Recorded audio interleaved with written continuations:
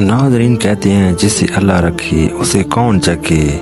हमें अल्लाह ताला की रहमतों से भी कभी भी नाउम्मीद नहीं होना चाहिए। आइए सुनते हैं खूबसूरत सा वाक़या। सामान से लदा हुआ एक बहरी जहाज महवे सफर था कि तेज हवाओं की वजह से वो उलटने लगा। करीब था कि जहाज डूब जाता। उसमें मौजूद ताजरों ने कहा कि बोझ हल्का करने के लिए कुछ सामान समुद्र बुर्द करते हैं। ताजरों ने मशवरा तय किया कि सबसे ज्यादा सामान जिसका होगा वही फेंक देंगे। जहाज का ज्यादातर लोड एक ही ताजर का था। उसने एतराज किया कि सिर्फ मेरा सामान क्यों, सबके माल में से थोड़ा थोड़ा फेंकते हैं।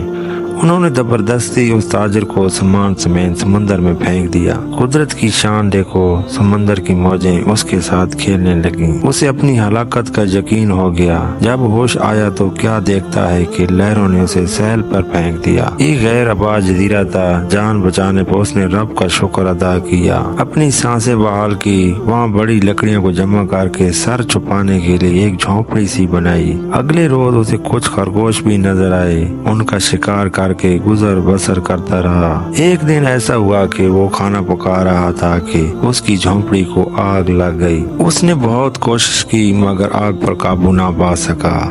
उसने जोर से पुकारना शुरू किया, तूने मुझे समुद्र में फेंक दिया, मेरा सारा सामान गर्क हो गया। ये झोंपड़ी मेरी कुल कायनात थी, उसे भी जलाकर राख कर दिया। अब मैं क्या करूँगा। ये शिकवा करके वो खाली पेट सो गया।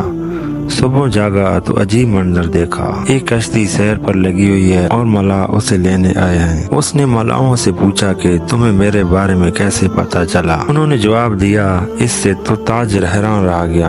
मलाहों ने कहा, हमें पता था कि ये जजीरा गैर आबाद है, लेकिन दूर से धुआं उठता नजर आया तो समझे शायद कोई जहाँ पहुँचा है, उसे बचाना चाहिए, इसलिए हम तुम्हारे पास आए हैं। फिर ताजर ने अपना पूरा किस्सा सुनाया तो मौलाओं ने ये कहकर उसे मजीद हैरान कर दिया कि जिस जहाज से तुम्हें समुद्र में फेंका गया वो आगे जाकर गर्क हो गया।